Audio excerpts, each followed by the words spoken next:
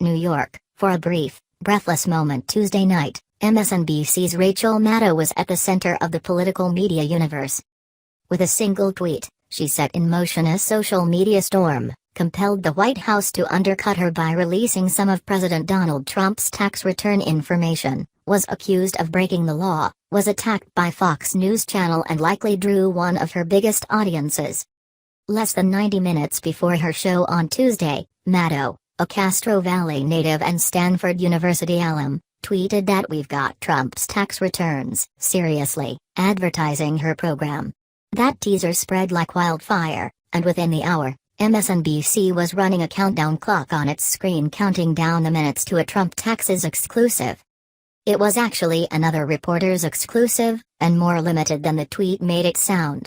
David K. Johnstone, founder of the website DCReports.org and a longtime investigative reporter and author of the critical book, The Making of Donald Trump, had received a copy of 2 pages from Trump's 2005 federal tax return in the mail from an unknown source.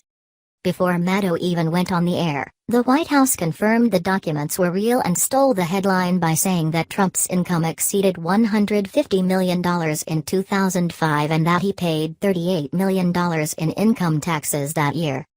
"It's been a hullabaloo around here," Maddow said as she opened her show. "I'm sorry if I'm a little flustered." She spent nearly 20 minutes explaining why many people believe it important that Trump release his tax returns, as presidents have done since Richard Nixon in the 1970s.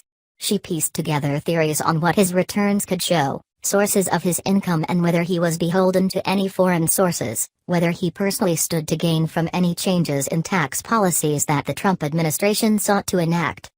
It felt vaguely like a bait-and-switch, and there were some complaints on social media that Maddow was taking too long to get to the point. For longtime watchers of her show, the structure was familiar. Maddow frequently opens with long, detailed stories that follow many paths.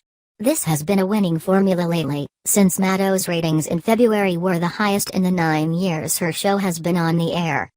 The exclusive she eventually revealed in the tax returns was little more than the White House had announced before she had gone on the air. She said she hoped it could be a first step toward more information about Trump's taxes being released.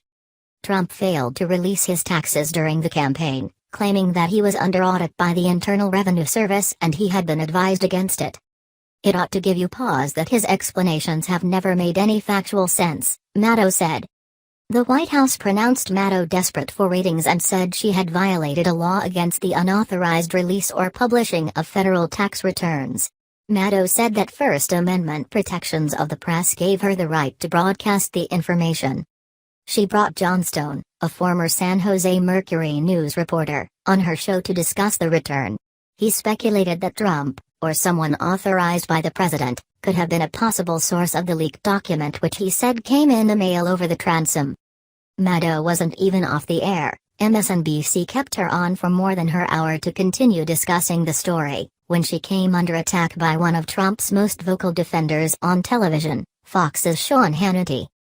Hannity, on his show, called Maddow's story a flat-out, pathetic conspiratorial attempt to smear the president. He said NBC News was part of the deep state looking to undermine Trump's presidency. "Night after night this false narrative keeps getting reported," he said. "There's something really twisted and sick that they call themselves a news organization,